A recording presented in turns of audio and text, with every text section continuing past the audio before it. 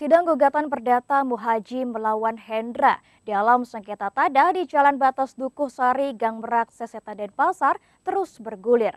Setelah hakim menggelar sidang pemeriksaan setempat di objek lahan sengketa, hari ini sidang dilanjutkan dengan agenda memberi kesempatan kepada kedua belah pihak yang berperkara untuk mengajukan bukti tambahan.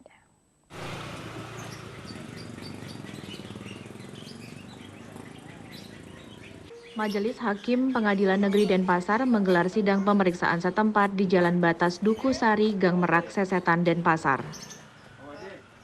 Sidang yang mengadili gugatan Muhaji melawan Hendra ini dilakukan untuk melihat objek lahan yang disengketakan. Dalam persidangan kali ini, Muhaji sebagai penggugat yang biasanya hanya mewakilkan kepada kuasa hukumnya kini ikut hadir langsung. Dan tergugat Hendra juga didampingi kuasa hukumnya.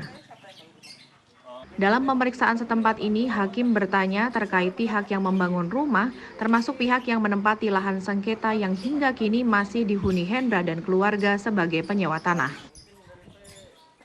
Usai persidangan, Muhaji yang juga anggota TNI aktif ini meminta keadilan kepada majelis hakim sebagai pemilik tanah dengan kepemilikan sertifikat terbitan tahun 2020. Saya ingin mendapatkan sesuai dengan jalur hukum. Kalau memang hukum memutuskan sidang pengadilan keputusan sesuai dengan gugatan saya mohon untuk kebijakan supaya pengadilan yang sah untuk memberikan putusan hak seadil-adilnya berdasarkan keputusan sidang. Di sisi lain, Hendra sebagai penyewa tanah juga meminta kepada majelis hakim agar hak sewanya dapat dilindungi. Hendra diketahui telah menempati lahan yang kini menjadi sengketa sejak 2014 dan telah diperpanjang langsung dengan Ketut Gede Pujiyama sebagai pemilik tanah hingga 2047.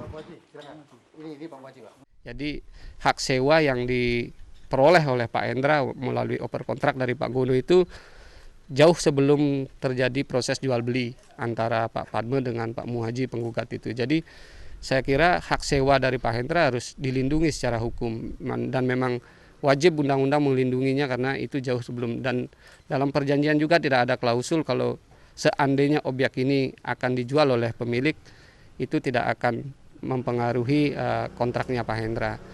Artinya tidak ada klausul bahwa Pak Hendra harus meninggalkan rumah ini. Dan kebetulan yang menjual bukan Pak Pujiyama yang memang mengontrakkan ke Pak Pujiyama, ini dijual oleh pihak lain yang memang tidak ada sangkut pautnya.